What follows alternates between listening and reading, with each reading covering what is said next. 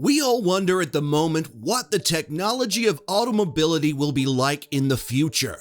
From how people will be traveling, the sources of fuels that will be powering transports of tomorrow. In this episode, I will be taking you through some of the opinions that were given by global researchers that are most dominantly in energy research and transportation. Welcome to Auto Tech Talk. Stay tuned and please make sure to like, subscribe, and hit that notification bell so you do not miss out on anything, right here on Auto Tech Talk. Deborah Gordon, the senior associate with the Carnegie Endowment Energy and Climate Program, mentions the abundance of hydrocarbon, which could lead to oil, gas, and coal being converted to transport fuels and other petroleum products. But that is unlikely to happen. Volatile oil prices continue to encourage the implementation of electric vehicles. The proposed solution was to normalize generating electricity with hydropower instead of using hydrocarbons. And according to Feng An, founder and executive director of the Innovative Center for Energy and Transportation, China's 2050 transportation will be composed of unnamed connected vehicles. There will be a broken bond between social status and private mobility. This implies on-demand car sharing and carpooling to dominate urban commutation, just like the Drive Now project of BMW that is currently being utilized by over 500,000 individuals across the globe. It has allowed them to order a car that fits their commute instantly, hence blurring the distinction between private and public transport. Feng An highlighted an important factor not only on the revolution of commutation, but specifically sources of fuel systems that will power our transport systems, such as the commuter and freight transport, will rely on new energy-powered fast trains and bio-powered airships. International water freight will be dominated by speed ships, powered through in-seas energy storage stations utilizing wave and solar energy. China's major policy is the prerequisite to the viability of the implementation of this proposal, reducing oil dependency, mitigating greenhouse gas emissions, and improving air quality while maintaining social stability. Decision makers of China wish to see China's transport oil consumption eliminated and reduce life cycle carbon dioxide emissions per unit of distance by 85%. China's authority holds the regulatory and financial power to ensure market commitment to their directed goals. Hence, it is of paramount importance for a top-down approach. People are naturally resistant to change, never mind attempting to make huge changes. Hence, a humble approach to bring change is of vital importance. This vision can be internationalized this way, by steering development through slowly implementing standards that reduce the profitability of combustion engines, allocate and direct financial investments towards new energy solutions, including global financial mechanisms and investments, carefully plan cities so that the daily average commute will be reduced. Policymakers would require tools such as city transport emissions planning toolkits, information disclosure platforms that would reflect market implementations, clear and strict enforcement mechanisms, local pilots for evaluating new schemes and solutions, and cross-sector and multi-stakeholder workshops and roundtables to aid communicating problems and proposing possible solutions. In 2050, according to Mark Safford, the associate of the Future Strategy Group, stated that telecommunications and cloud computing will be utilized to transport intellectual property and communicate ideas. Think of the necessity to ship a book or DVD, whereas that information could be digitized or emailed. Instead of moving people around, places will be made wherever people are, instead of the virtual visors and electronic gloves associated with virtual reality today. The transit synergized development is a strategic model of sustainable urban development, targeting the next generation of transit-ready cities in China.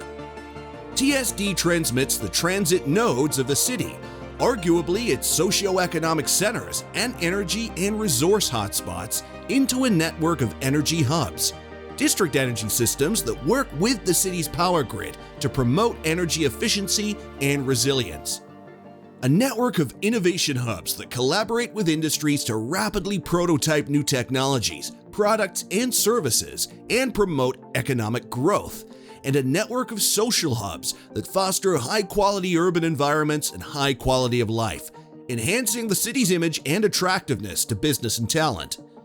TSD is endeavoring 4 types of innovations, which are policy innovation, which is the designation nominal 1 square kilometer districts around transit stops as strategic development zones, within which developments must comply with green district and green building standards, including key performance indicators for energy, water, waste, and greenhouse gas emissions. Planning innovations, which is the integration of land use, transit, energy, environment, community, and economic planning, creating a 6-in-1 planning paradigm for smart, low-carbon, and green urban neighborhoods.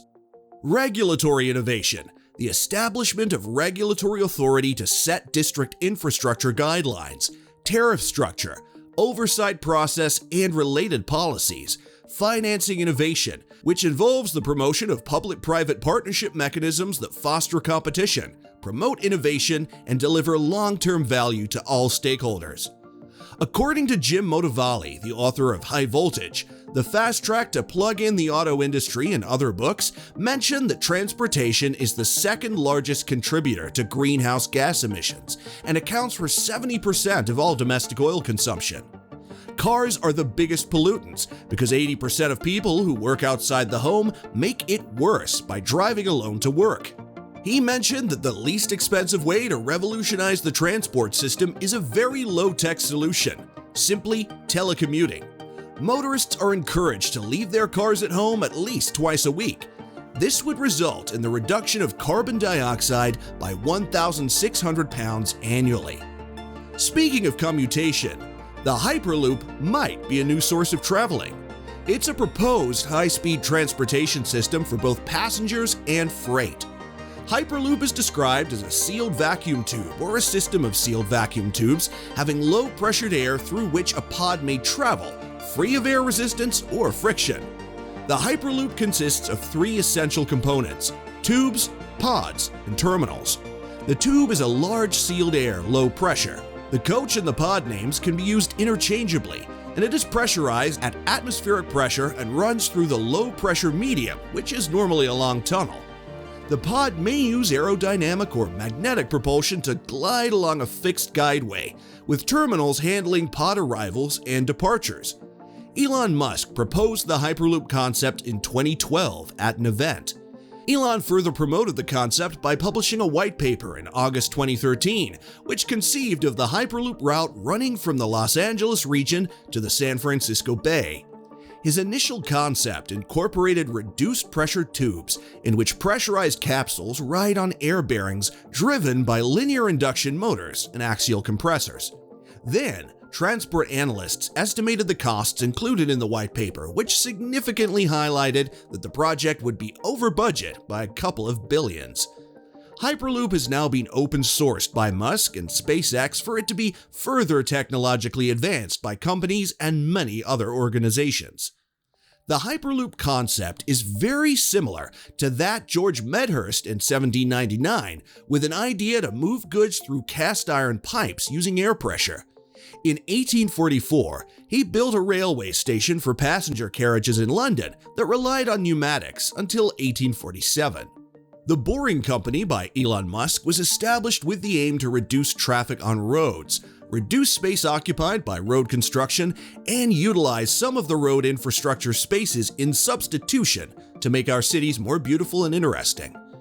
The Boring Company wants to utilize underground tunnels as alternative means for traveling, which in turn will solve traffic surface roads today, incorporating 3D models like elevated highways and cloverleaf interchanges that are expensive and disruptive to build. Tunneling networks are 3D and provide high-throughput transportation in an economically viable way. The benefit of tunnels are unlimited capacity. There is no practical limit to how many layers of tunnels can be built. Therefore, any current or future capacity outcome can be achieved. Minimal use of land tunnels minimize the use of valuable land. Tunnels do not conflict with currently operating transport systems, such as roads and sidewalks. Weatherproof operation. Rain, snow, wind, and surface temperatures do not affect system operation. Minimal road surface impact. Tunnel construction and operation do not create any discernible surface noise or vibration. Tunnel construction and operation are invisible, silent, and undetectable. Digging tunnels is currently expensive. It costs between $100 million and $1 billion per mile. Though the high capital cost can be overcome by the TBC's loop tunnels, currently at $10 million per mile. In terms of the construction of the tunnel, from utility perspectives, they are constructed with a minimum depth of 30 feet, which makes them typically 10 feet beneath the surfaces and sufficiently above utility surface.